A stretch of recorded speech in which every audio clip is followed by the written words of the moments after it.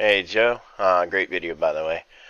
Definitely agree with you here. I mean, a lot of people don't understand what sharks bring to the natural environment. As a fisherman, I could tell you we catch them all the time, but it's more of a catch release. We bring them onto the boat to remove the hooks and things like that. They're very important. You know, whenever you take out a predator out of a ecosystem, you screw up the rest of the ecosystem.